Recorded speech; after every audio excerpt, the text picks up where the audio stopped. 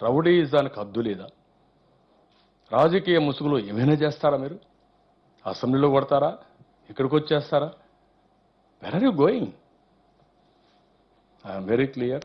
This unfortunate ఇలాంటి వాళ్ళు రాజకీయాలకు రావడం, వచ్చి ఇలాంటి దుర్మార్గమైన చర్యలు చేయడం చాలా దుర్మార్గం. సమాజాన్ని ఇష్టానుసారంగా టేక్ ఇట్ ఫర్ గ్రాంటెడ్ తీసుకోవడం ఇంకా దుర్మార్గం. There is a law and order, there is చట్టం, రాజ్యాంగం ఉంది, చట్టం ఉంది, కోర్టులు ఉన్నాయి. మన ఇష్ట ప్రకారం మనం చేయలేం. ఆ విషయాన్ని గుర్తుపెట్టుకోవాల్సిన అవసరం ఉంది. I'm appealing everybody, we are committed for Kapu reservation. ఎవరికి నష్టం అండి దీనివల్ల? కాపులకు నష్టం. ఎందుకు మీరు చేస్తారు ఈ పని? నేను చేతులు దండం పెట్టి చెప్పాను. ఎవరికి నష్టం? ఇది వాళ్ళకే నష్టం. అంటే కాపులకు రిజర్వేషన్ ఇవ్వకపోతే వీళ్ళకి లాభం, సమస్య పరిష్కారం చేయకపోతే వీళ్ళకి లాభం. ఇప్పుడు రేపో ఎల్లుండో మళ్ళీ బీసీలు పెడతారు ఏమని, మీ అన్నీ పోతున్నాయని. అంటే వాళ్ళని రెచ్చగొట్టి వీళ్ళని రెచ్చగొట్టి ఇద్దరిని రెచ్చగొట్టి వాళ్ళు తన్నుకొని రాష్ట్రం తగలబడితే వీళ్ళకి ఆనందం. లక్షల మంది ఆ మీటింగ్ అటెండ్ అయితే, ఆ మీటింగ్ సక్సెస్ అయితే, ఆ మీటింగ్ వల్ల ఉద్యమకారులకు, ఆ మీటింగ్ వల్ల ప్రతిపక్ష పార్టీలకు మంచి పేరు వస్తుంది అని చెప్పి, ఆ మంచి పేరు రానికూడదు, ఆ ఉద్యమకారులకు పార్టీలకు మంచి పేరు ప్రతిపక్ష పార్టీలకు మంచి పేరు రాకూడదు అని వాళ్ళ మీద చెడ్డ పేరు రావడం కోసం అని చెప్పి నువ్వు అలజడి నువ్వు క్రియేట్ చేసి చెడ్డ పేరు వీళ్ళకి అంటగట్టే ప్రయత్నం చేస్తా ఉన్నావు. కారణం, ఆ మీటింగ్ సక్సెస్ అయితే పార్టీలకు అందరికీ కూడా, ఉద్యమకారులందరికీ, ప్రతిపక్ష పార్టీలకు మంచి పేరు వస్తుందని, చెడ్డ పేరు ఎలా వాళ్ళకు ఆపాదించాలి అని చెప్పి నువ్వు చేస్తావు. నిజంగా నీలో మానవత్వం అనేది ఉందా అని అడుగుతా ఉన్నా నేను. ఆ రోజు ఏం జరిగింది అన్న సంగతి నీకు తెలీదా? ఆ రోజు 2:30 ప్రాంతంలో అనుకుంటా మీటింగ్ స్టార్ట్ అయింది. స్టార్ట్ అయిన వెంటనే ముద్రగడ పద్మనాభం గారు మాట్లాడారు. 15 నిమిషాలు తాను మాట్లాడిన వెంటనే భావోద్వేగాల మధ్య అందరినీ తీసుకెళ్లి రైలు రోకో కార్యక్రమాలు చేయాలి అని చెప్పి తాను పిలుపునిచ్చాడు. అందరూ బయలుదేరి వెళ్ళారు. దాంట్లోనే మీడియా వాళ్ళందరూ కూడా అక్కడి నుంచి ఆయనతో పాటు ఫాలో అవుతూ రైల్వే స్టేషన్ల దగ్గరికి వెళ్ళారు. తెలీదా నీకు?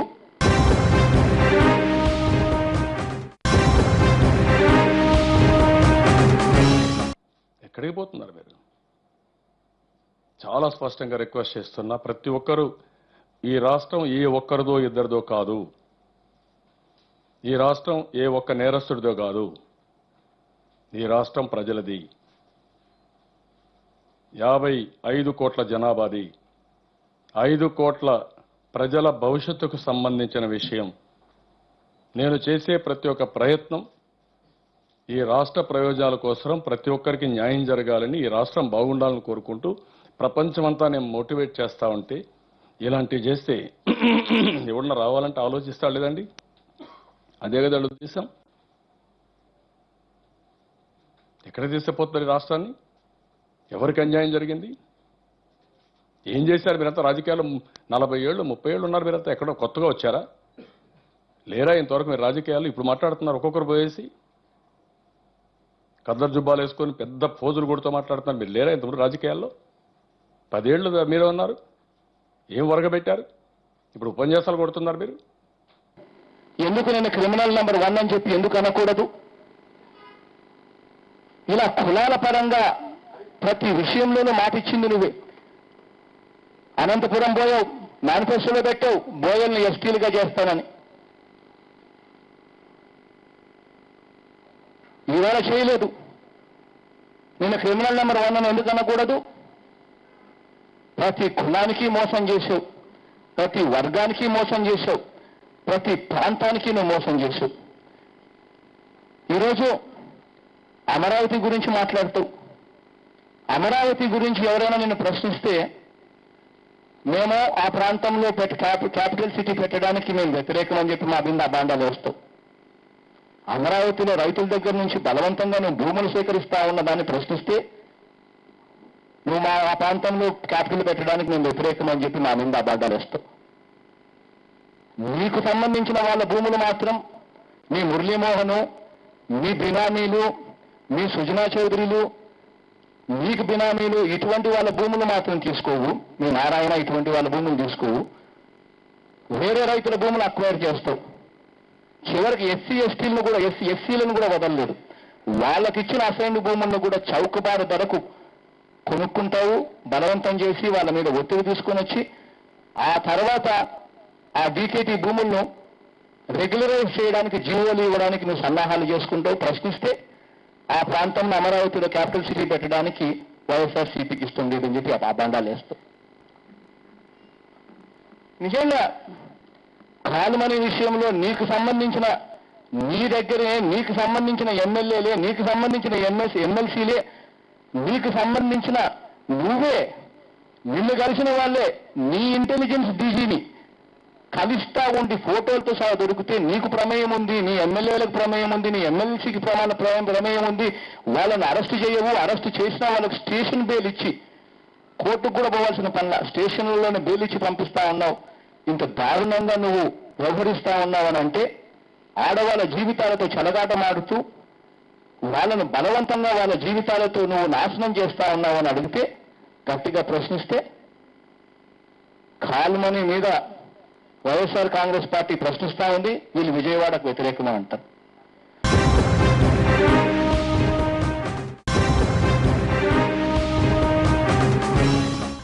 వీళ్ళ దగ్గర అవినీతి డబ్బులుందని విచ్చలవిడిగా చల్లి రౌడీ మూకలు తీసుకొచ్చి పోలీసులను కొట్టి భయభ్రాంతులను చేసి లా అండ్ ఆర్డర్ మీ చేతిలో తీసుకుంటారా? మీరు ఎక్కడికి పోతున్నారు? మీరు లా అండ్ ఆర్డర్ మీరు చేతిలో తీసుకొని అమాయకులను ప్రజలను రెచ్చగొట్టేసి, లేకుంటే ముందు వీళ్ళు పెట్టి రాంగ్ కమ్యూనికేషన్ ఇచ్చి ఇదే పని పెట్టుకొని ఇవ్వచ్చు అంటారు 30th జీవో. ఎట్టిస్తారండి ఇది? మీకు తెలియదా? రాజకీయ పార్టీలకి తెలియకపోతే you are unfit to be in politics or you are unfit to lead the political parties.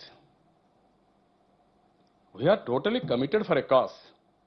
నేను ఒక కాసుకు కమిట్ అయ్యి స్టేజ్ల వారిగా అందరినీ కూడా ఇక్కడ ఉండే వాళ్ళని అన్ని కమ్యూనిటీలో కూడా కొంత ఇది ఉంటే కాదు మనం కమిట్ అయ్యా మనం చేయాలి అని అందరినీ కన్విన్స్ చేసి 1-2 సార్లు నేను పర్సనల్గా మాట్లాడుతూ ఎవరికి అన్యాయం జరగదు అన్ని కమ్యూనిటీస్ చెప్పండి అని నేను తీసుకపోతే ఇదండి వీళ్ళు చేసే మార్గం పద్ధతి ఇదే.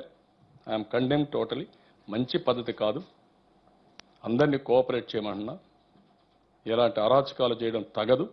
ఇది మంచిది కూడా కాదు రాష్ట్రానికి. కాపులకు విజ్ఞప్తి చేస్తున్నా, విజ్ఞప్తితో ఆలోచించండి. వీళ్ళ ట్రాప్లో పడద్దండి. వీళ్ళ ట్రాప్లో పడితే నష్టం తప్ప లాభం రాదు.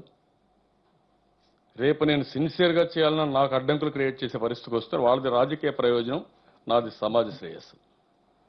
ఈ రెంటికి కాన్ఫ్లిక్ట్ ఉంది. వాళ్ళకి ఎక్కడా కావడం లేదు. ఎవరన్నా తెలివైన వాళ్ళు అమరావతిని అపోజ్ చేస్తారండి?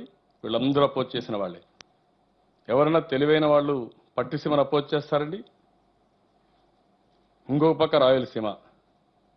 ఎక్కడ అవకాశం దొరికితే ఏదో జరిగిపోయింది. ఏం జరిగిపోయిందంటే 20 నెలల్లో ఐఎమ్ డూయింగ్ మై బెస్ట్. ఏ రాష్ట్రంలో జరిగి నిన్న నాకు వేరే వాళ్ళు కూడా నేను పోవాలని కూడా లేదు. నాకు బెస్ట్ సీఎంగా మనం చేసిన 11.77% గ్రోత్, ఆల్ ఇండియా 7.2% గ్రోత్, 4-5% ఎక్కువ అచీవ్ చేశాం. 4.5% అచీవ్ చేశాం. ఎవ్రీవేర్ ఎవ్రీథింగ్ సైంటిఫిక్గా అవినీతి లేకుండా నేను చేసుకుంటా వస్తే ఇబ్బంది పెట్టాలని మీరు ప్రయత్నం చేస్తారు. ఎప్పుడు ఏమారితే అప్పుడు ఏదో ఒక పని. ఆలోచనలు అన్ని దుర్మార్గపు ఆలోచనలు చేసేటివన్నీ ఇటువంటి కార్యక్రమాలే. నెపాన్ని మాత్రం అబంధాలు మాత్రం వేరే వాళ్ళ ముందు వేయడం. ఇలా రాజకీయాలంటే స్ఫూర్తినిచ్చే విధంగా ఉండాలి. నువ్వు మేనిఫెస్టోలో పెట్టావు కాబట్టే ఇవన్నీ గట్టిగా నిలదీస్తూ ఇవాళ అడుగుతా ఉన్నారు.